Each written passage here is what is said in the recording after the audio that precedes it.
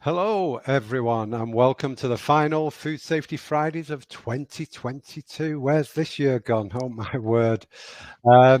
Rob's there looking very festive and ready for Christmas. Obviously, you probably know Robert Rogers from Metal of Toledo. He's a regular, he has been for many years, many great presentations, predominantly on product inspection. And today, no surprise, the topic is digital maturity in product inspection. First, how are you doing, Rob? Fantastic. How are you? Great to be here. Brilliant. Yeah, I'll just show you my, I'll just turn that. There you go. Ah, nice. So we're all getting ready for winding down for a bit of a break. But before we do that, everybody in the chat, tell us where you're joining us from. We'd love to see it. Lupita from Mexico, Vimalan from Kuwait, Ahmed from Egypt. Yemi from Nigeria. Wow, amazing. Okay, I'm going to play the sponsors ads and then we'll be back shortly. Okay.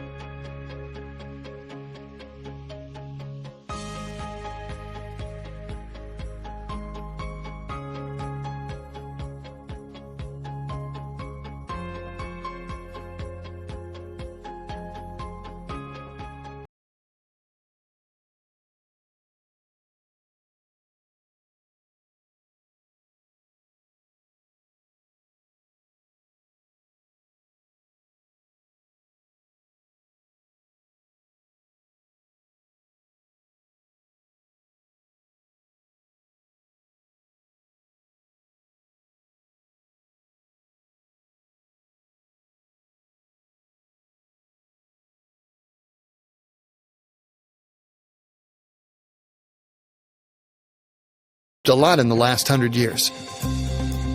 But one thing that doesn't change? Ensuring the quality and safe handling of food. No matter what changes are yet to come, we're proud to always be on our client's side, shaping the future of food, today and tomorrow.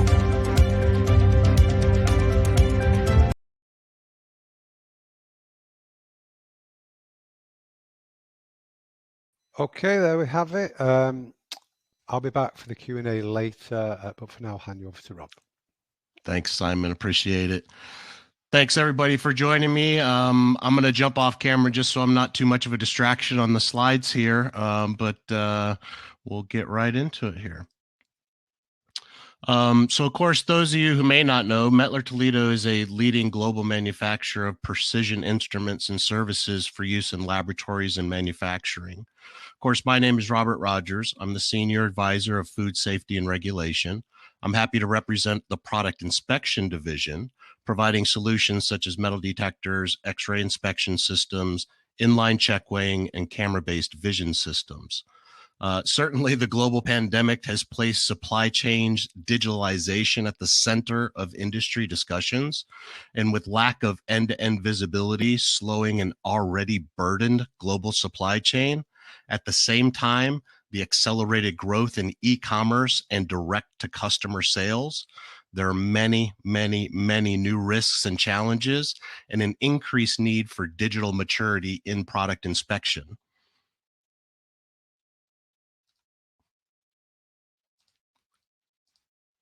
Process control and product inspection devices such as metal detectors, checkwares, X-ray, and vision inspection systems located throughout the processes to help control identified hazards or risks are a crucial part of a robust food safety program. As such, the data from product inspection devices is a crucial part as well.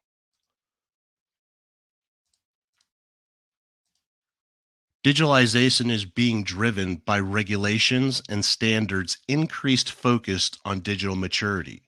In fact, in the US, the FDA published a blueprint for the future of food safety, outlining the desires for a more digital food safety system.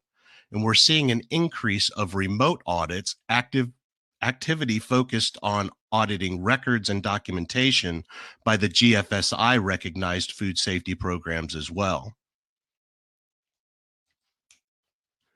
We're also seeing an increase in traceability requirements, such as the recent release of the food traceability rules from the U.S. Food Safety FDA.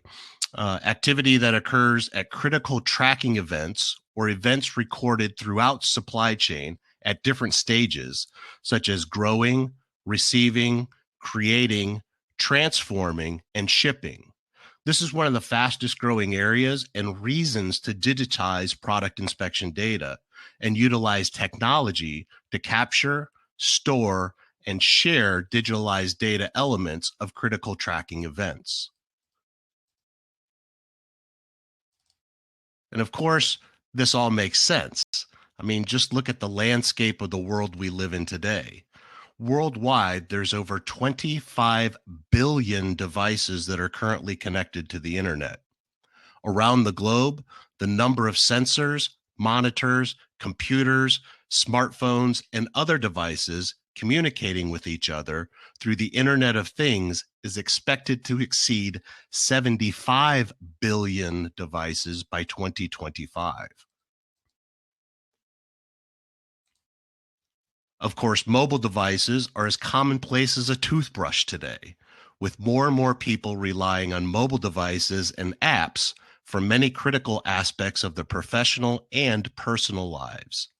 In the food industry, specialized apps can replace traditional pen and paper methods of collecting and maintaining routinely collected data, such as storage temperature readings, inventory levels, quality assurance checklists, and much, much more.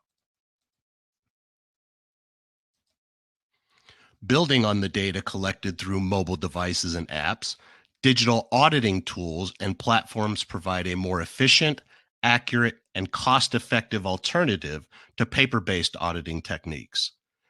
Digital auditing tools not only eliminate the challenges of reading and understanding handwritten notes, but they fully support the ability to organize and evaluate data in a meaningful way, facilitating the prompt identification of potential safety issues.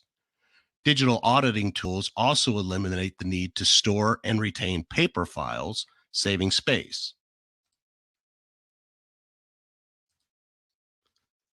After all, historically, this information was gathered in very manual processes, often with handwritten paper-based documentation. For example, the QA staff would walk up to a metal detector, stop the production, manually pass the test samples through the system, and manually document the results of the test on a piece of paper. This paper, with all the other paper documents, were stored in filing cabinets and correlated in a Dewey Decimal-like classification system to organize. And there was a time when this was certainly enough.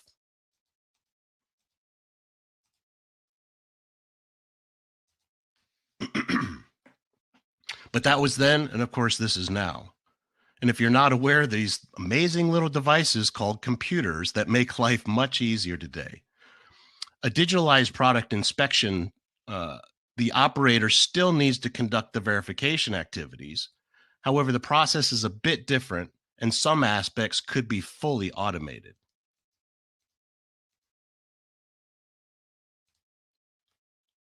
Take the same metal detector verification tests, but now the system lets the QA staff know when the test is due. They log into the system, provide authorization and identification of user. The system then guides them through the activity and records those results automatically and digitally. By the way, in this case, the facility utilizes auto test and reduced testing capabilities. So not only are the test results recorded, but they're keeping more efficient. The reduced testing mode allows for less testing while maintaining capability and confidence. And the auto testing feature reduces the need for the staff to work at height also, and reduces the number of associates needed to complete the task as well.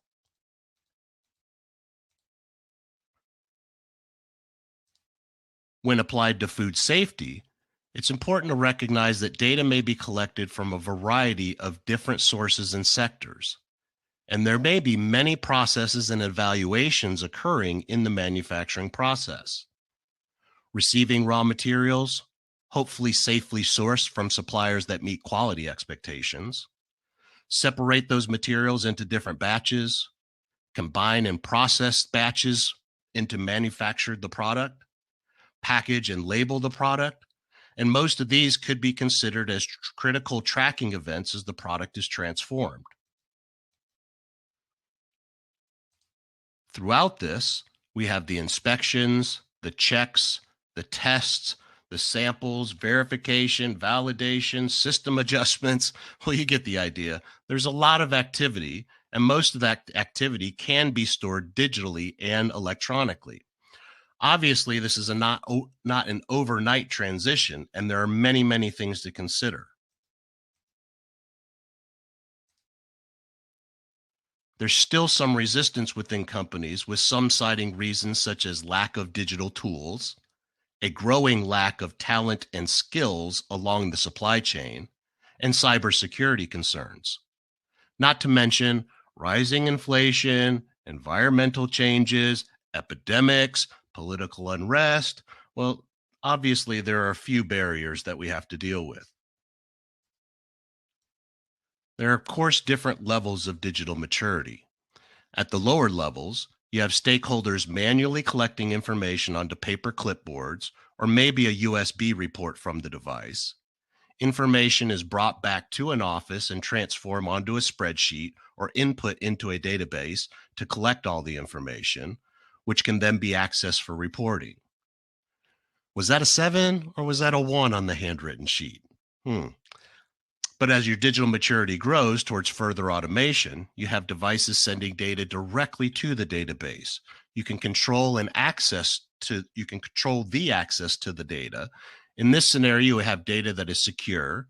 You can verify that the data has integrity, and you can trust that data. With efficiencies in collection and evaluation of the data, you'll begin to realize the increased value of the data. With secure, reliable data, centrally located and trusted, the next step in digital maturity, and one rapidly increasing, is the use of data outside of your organization and the combination of multiple data points in the entire ecosystem to add additional speed and scale to multiple applications and add additional customer value. This is a journey, and there will continue to be challenges such as those mentioned, but there are benefits to be realized as well. Here you can see a very basic overview of the value of data to different stakeholders with shared access.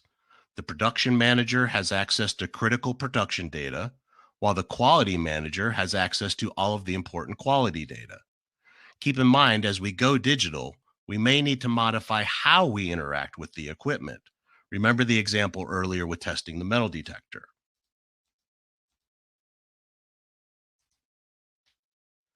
Despite the increased complexity of food systems, digital technologies are permitting the collection of an unprecedented amount of data from a virtually unlimited number of points along and around the food chain. Perhaps the greatest impact of digitalization on the food system lies in the way information will be exchanged along the supply chain. However, sharing of digital information will introduce a new level of accountability among all actors. And in order to achieve the aims of enhancing confidence and trust among the trading partners and consumers alike.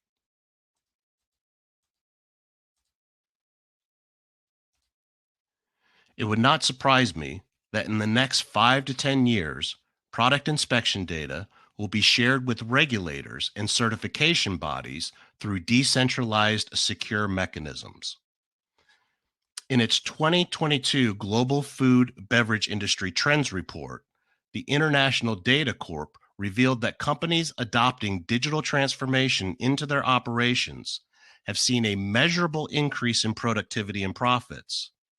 About 3/4 of the surveyed respondents have seen KPI improvements across all areas of the business: production, quality, supply chain, logistics, sales, e-commerce, as a result of their digital transformation initiatives.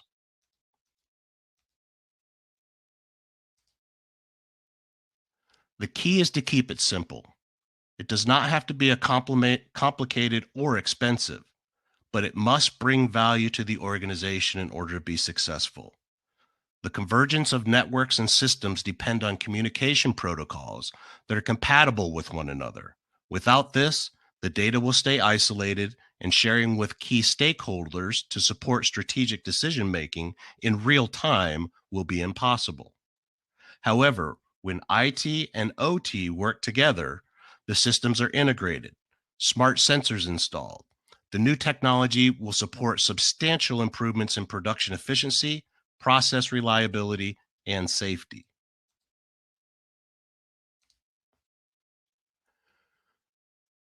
There's great informational content available on our website, mt.com. Please visit to learn more about product inspection solutions and digitalization of product inspection solutions. I've left some time for some Q&A, and because it's the holiday season, I wanted to give you ample time and give you some time back in your day to maybe go out and finish that holiday spending and shopping. But I'll go ahead and open it up for some Q&A now. Thanks, Rob.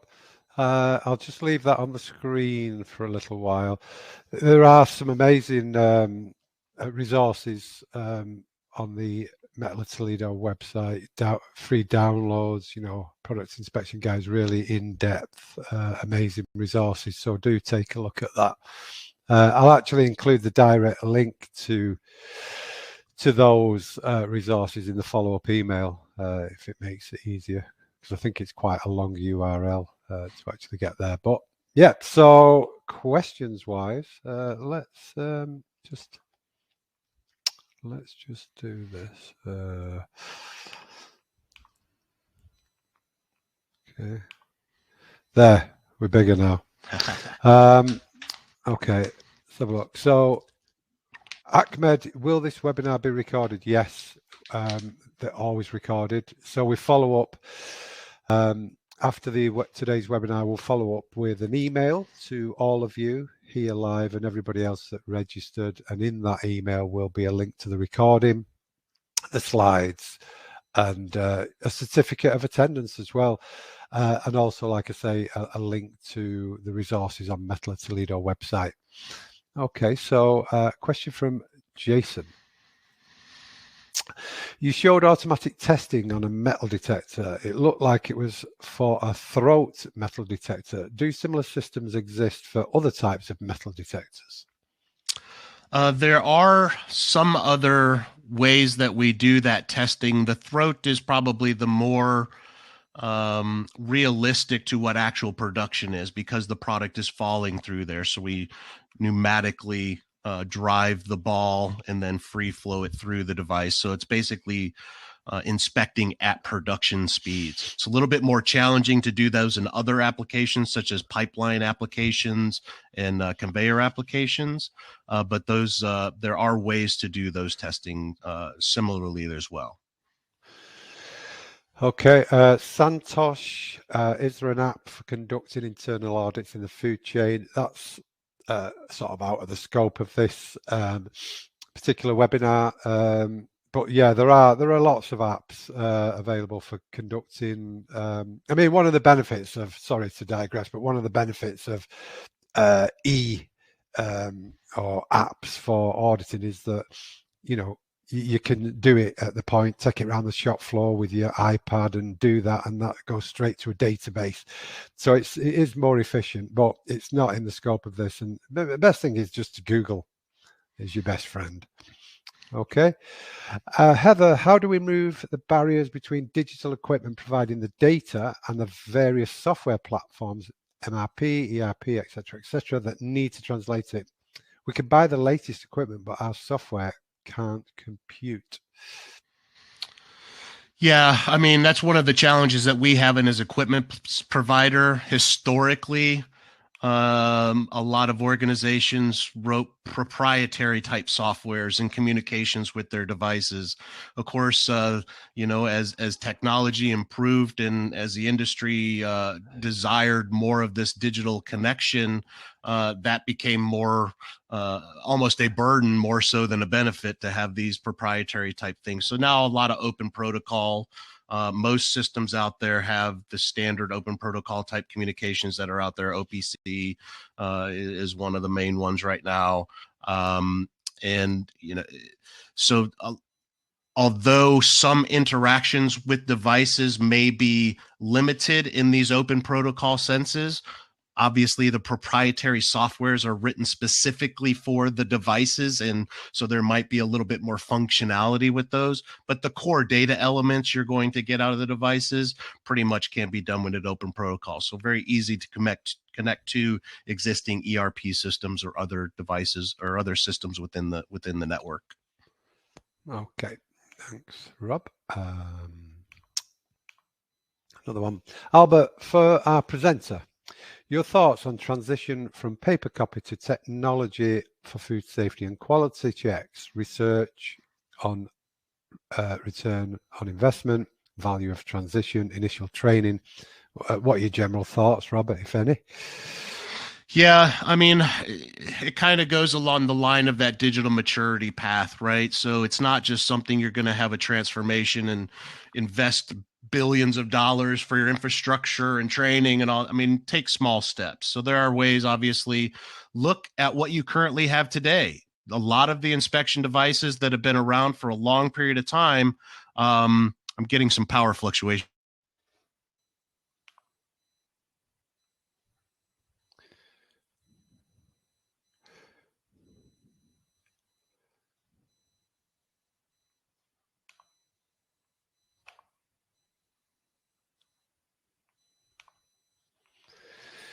Oh, I think Rob, he seems to have frozen. I believe. Can you hear me, ladies and gentlemen? I don't know if it's me or if it's Rob. Can you hear me? Just say yes in the sidebar if you can hear me. And do you know what? While we're at it, yes, it was cancelled December the 19th and rearranged till mid-January. Okay, great. So you can see and hear me. I think Rob's just had a power issue, I think he said.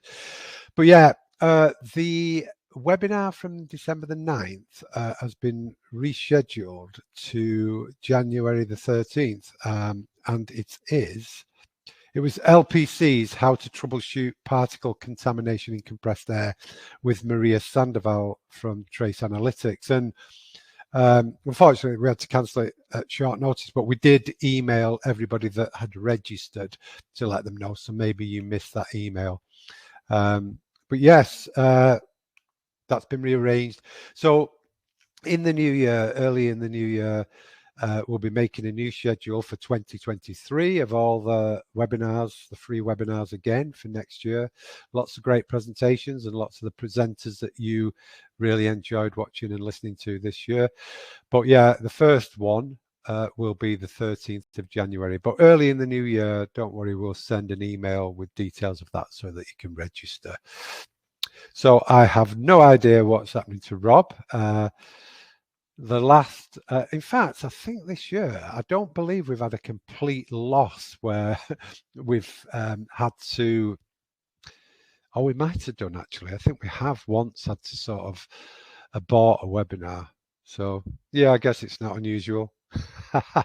We've only been doing these webinars for 7 years. I can't believe it. We started these webinars in 2015. And I just had a look before. I think this is the 199th webinar. It's pretty amazing. 199 webinars.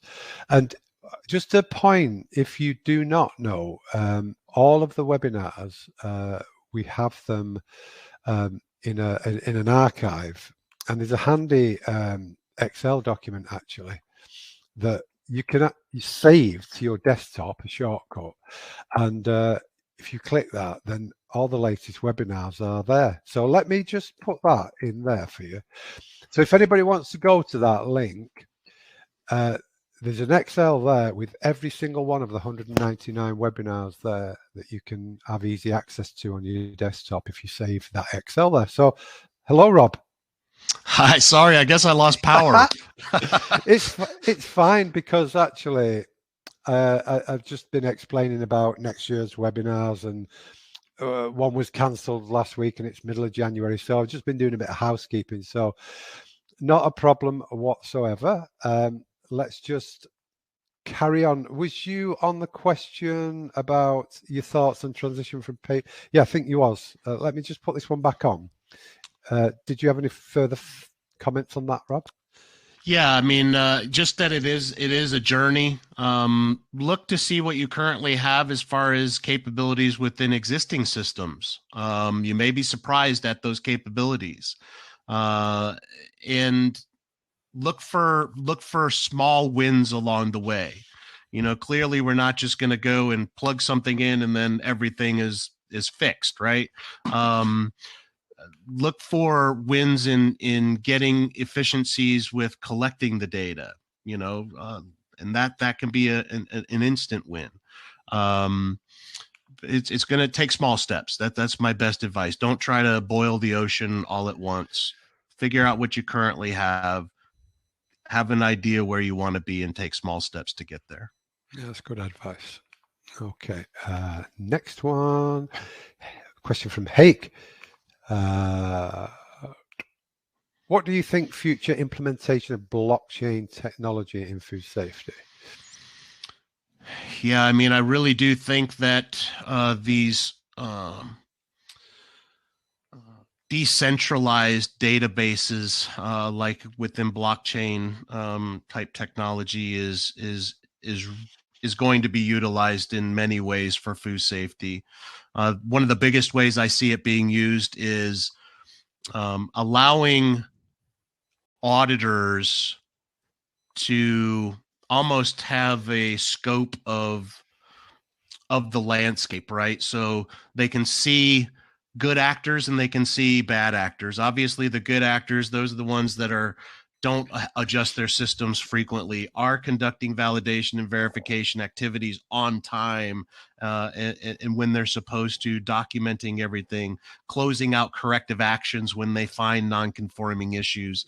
A facility like that, well, they seem to be doing all the right things. I may not need to go there and visit them right away, but I look at this facility over here, they're not closing out their non-conformances. They are adjusting their system all the time. They have frequent false reject activity on their devices. That may be somebody who, not that I'd want to go and pick on them, but I want to go and help them, right? So it provides that shows me an area where maybe there's a little bit more resource that needs to be applied to that facility to bring them along further and faster. And that's really how I see these decentralized things maybe being utilized as a way to assess broadly different areas within the industry that need the support the most. Yeah, that's good. Santosh, how to ensure metal detector is working efficiently and effectively, please. Yeah, I mean, there's a lot of things with the systems that I look at from understanding, are they actually performing? Number one is, I look at a metal detector, for instance, it has a maximum sensitivity capability. So in my eyes, every metal detector that's installed on the planet should be capable of operating at its maximum sensitivity, how it's installed in the environment that it's located. There shouldn't be anything in the installation or the environment that prevents the device from operating to its maximum capability. Not to say that we're going to achieve maximum capability with the product that we're trying to run, but we should be able to achieve maximum capability with the device. Then once I ensure that I'm able to achieve maximum capability with the device, then I set it up to successfully run production. Whatever things you want to consider as good production, we want to accept those through the device. Then we challenge the device to understand what it's capable of detecting at that setting. That, to me, is the proper process in order to achieve an efficient metal detection program. Efficiency means, to me, 100% of the good product that passes through the detector successfully passes through the detector.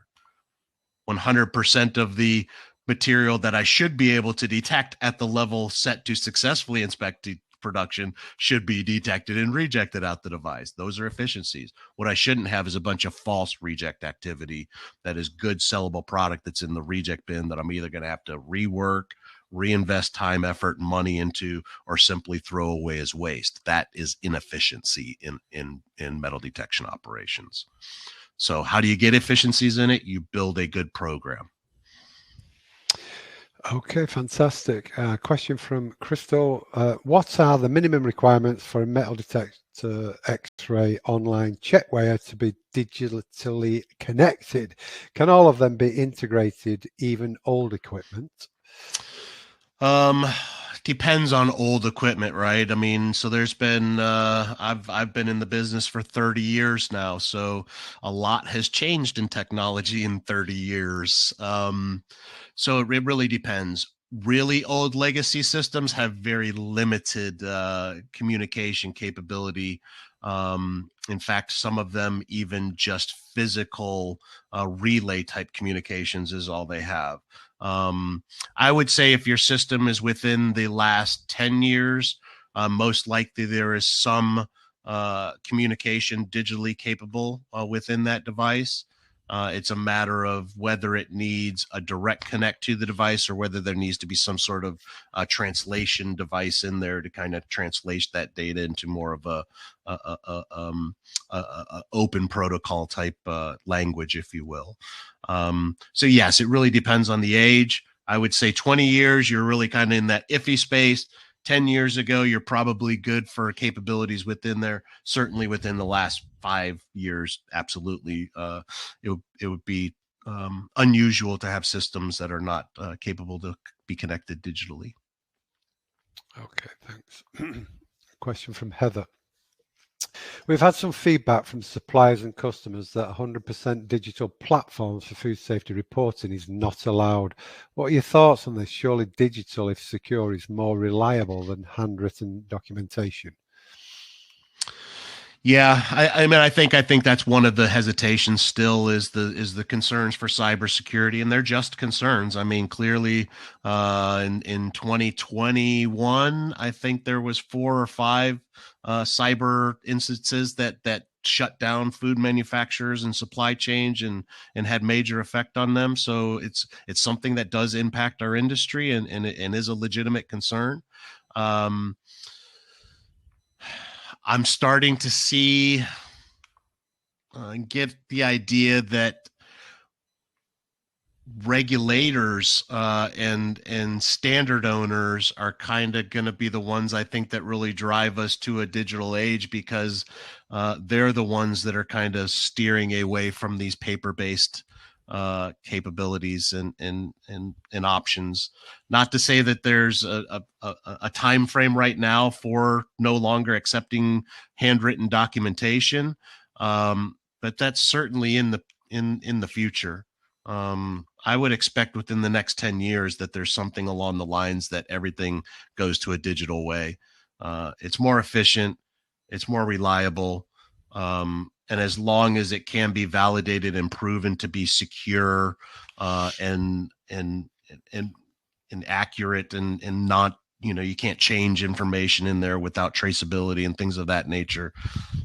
It's going to happen eventually. It's going to happen. Okay. Thanks, Rob. Okay. Question from John.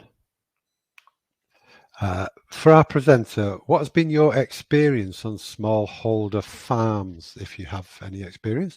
Are they embracing the technology equally as large-scale farms? Yeah, I mean, that's always been one of the biggest barriers to a digitalized supply chain in the food ecosystem, right? Because we do still have these remote locations where ingredients are manufactured, and that, of course, is really where it starts, the beginning of this supply chain traceability type capabilities. I think things like, you see from companies out there putting different satellites into space now for remote digital communications. There's a few different companies that are doing that right now. I'm not necessarily a huge fan of that. I think they're littering our skies, but we'll see how that all pans out. But that's the reasons why they're doing it. They're doing it to bring communication capabilities to these remote locations. So again, historically, yeah, that's been a big challenge. I think in the future, that's not going to be as much of a challenge as these networks begin to become reliable and functioning. We're already starting to see it, in certain areas where there hasn't been capabilities to communicate, where now there is. And we're even seeing in some small villages where there was a coffee bean incident or plant or farm where through the blockchain, when you scan the bag of cocoa or of coffee beans at the grocery store, it allowed you to provide some funding for a school that was being built at the farm of the coffee bean plant. They were sponsoring being a school being built. So they're embracing the technology. I think it's going to happen a lot faster at scale moving forward than it has in the last 10, 15 years. I think we're going to see a rapid advancement in the next 10 to 15 years. Okay, super. Question from Ahmed. How can these techniques help me as a food safety inspector for a government organization? I do one-day inspection visits. Any tips for Ahmed to make it more effective and efficient? Well, I think what you're seeing is the use of digital records and those being analyzed remotely. A lot where historically that was done at site, right? So we would go to the site and we would analyze all the paper documents to do the records inspection, if you will. Obviously the swab tests, and there's going to be physical inspection aspects that you have to do while you're physically there. But a lot of this remote data stuff, I think, is where we're going to be able to streamline those audits. So now we're not having to waste time at the facility and auditing things like records that could be done remotely now offsite. So we're not impacting the facility's, operations, while also the on-site inspections are then become much more efficient. And so it's benefit to the auditor. They're spending less time in the facility, and it's benefit to the facility because their operations are being impacted less aggressively during that on-site audit portion. So I think, you're going to see it again. It's going to streamline those on-site visits just simply because they're going to be able to do more investigations remotely. There's obviously going to be things that they can't do remotely, and those are going to be the on-site, hopefully streamlined processes. Yeah. Okay. Question. It's not a question, actually. Santosh. Hi, Simon. I am from India. Really, it's good platform to learn on different topics. Really, it's great work from IFSQN. Thank you so much. Well, it's a team effort. It's not, I mean, I just facilitate it, but it's the speakers like Rob who've, share the time freely and take the time to create the presentation, come and deliver it, and then answer questions that makes it worthwhile. And for all of you who attend regularly and, join in and engage and keep it fresh and successful. And on that note, actually, I'm going to say we are going to be putting something out shortly, but if anybody in the audience, maybe working in a food facility or anywhere in the supply chain, wanted to do a webinar, and it might be some sort of improvement that you've made in your facility, a project that you've worked on, a problem that then you solve through some root cause, a team, and then you delivered something and you got an improvement. I'd love to have some of you on next year to share some of those stories, because it's great. It's interesting, and we all learn together. So we're going to be putting something out. But so if anybody feels brave enough to step up and do a webinar, it's not frightening at all. I mean, like, we've had thousands of people online at once, and it's just us talking together as individuals. You just forget all the numbers. So we'll be putting something out, but if anybody has ideas, just send us an email, because we will be including some next year, and I think that'll freshen things up further. Another question from Heather.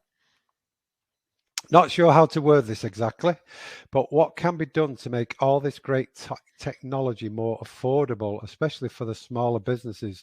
Example, we are required to have metal detection, a customer requirement, but it's just so expensive. The boss is looking for a second-hand metal detector. Is that a reliable thing?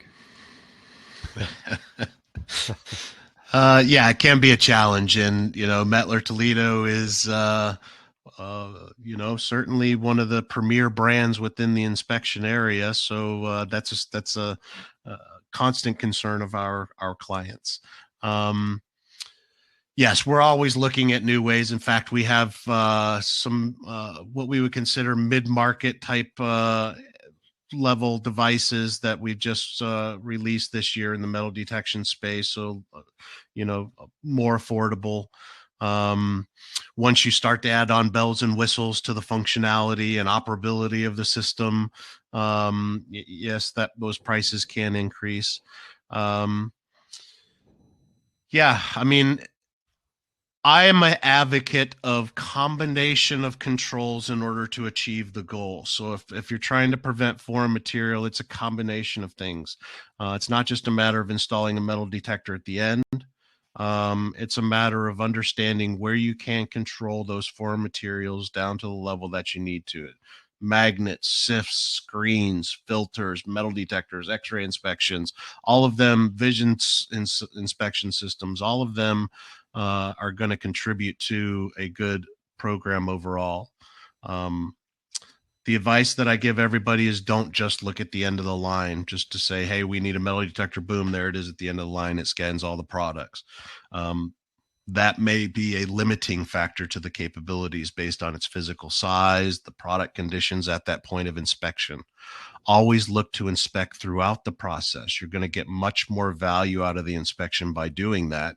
If you can remove contaminated ingredients or items early on in the process, you're not going to continue to add further value into that product just to simply throw it away at the end. And oftentimes in that early stages of production, we're actually able to detect smaller contaminants just simply because of the conditions of the product, the size of the detectors we're able to implement in those areas. So yeah, I mean, I can't do much on the price. I don't deal with the prices too much. Secondhand equipment, just be cautious of it. Detectors are basically designed for applications. So if the application that it's coming from is similar to yours, then yes, it may be okay as long as the system checks out and it's functionally, okay. But you do need to be cautious because metal detectors aren't just metal detectors, right? There's different frequencies, there's different size of the detectors, and so the different capabilities will be there. If there's any question as to what that product should be run through or what sort of capabilities you should be able to achieve, of course, we have application centers positioned throughout the globe to where customers send in products all the time. We run it through the various technologies, provide them with a written report as to the capabilities of those systems, and at least gives you an idea of what those capabilities should be. And then that may help you to say, okay, well, this secondhand piece of equipment is same as this test piece of equipment. I should expect that same result. So, if you're going to do secondhand equipment, make sure it's functioning and fully functional, and then make sure it's applicable to your particular situation. Okay, thanks, Rob. A question from Crystal. Can Mettler Toledo Prodex supervision solution connect to other brands of inspection equipment? I believe the next version of Prodexes will have that functionality. That is capability we are currently in testing on, and I believe it's actually been fully tested. And I believe in the next release there will be some functionality to non-Mettler Toledo equipment to the Prodex solution. Yes. Okay, thanks, Rob. Somewhat limited functionality, of course, because obviously I don't have access to all their proprietary type information. Okay. Question from John. Good condition second-hand metal detector will do. Some of the machines used in the bakery I am working for are second-hand. Yep. Again, I've got metal detectors out there that have been in operation for longer than I've been at the business, and I've been at the business nearly 30 years. So yes, a well taken care of device. It's not like they just die because they're old. They can be rebuilt, they can be refurbished, they can be maintained. So I'm not, opposed to those sort of things, but again, just be cautious, make sure that it is functioning, and make sure that it is applicable for your particular operation. And yeah. Okay. I don't believe there are any other questions. Any other questions while we've got Rob here? If not, I'll just give you a minute. But yeah. So what are your plans for Christmas, Rob? Well, actually, I began my end of the year holiday vacation on Wednesday of this week. So I'm actually working on my holiday right now because I love this community so much. We are very appreciative of you. Are you actually going anywhere, or are you just staying put? No, it's hard to leave Florida in the wintertime. So right now is the best time of year here. So we're just planning on sticking around home and spending time with family around here. Brilliant. Well, I appreciate you taking the time out from your holiday, Rob. I've put the call out for next year, so hopefully we'll see you on a couple of webinars at least next year. And yeah, just thanks for your time, and wish you all the best for Christmas and New Year. For sure. Thank you very much. And I mirror what the audience member said earlier. I can't recall their name, but the great group IFSQN, and it really is the audience here so engaging. It makes me conducting these things, much more easier to do when I know that I have an engaged audience. And I'm very, very thankful and appreciative of the audience and for you, Simon, for putting this community together, and happy to support it in any way we can. I wish everybody happy holidays, and thanks for having me once again.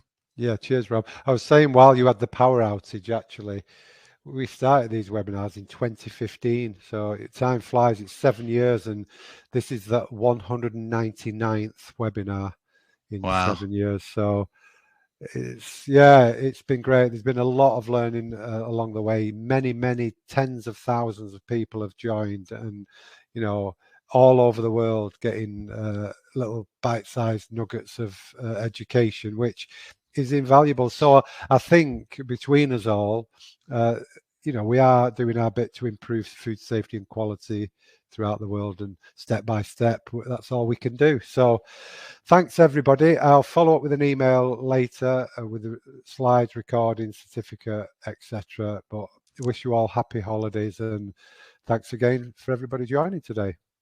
Take care. Cheers. Thank you. Bye-bye. Bye-bye.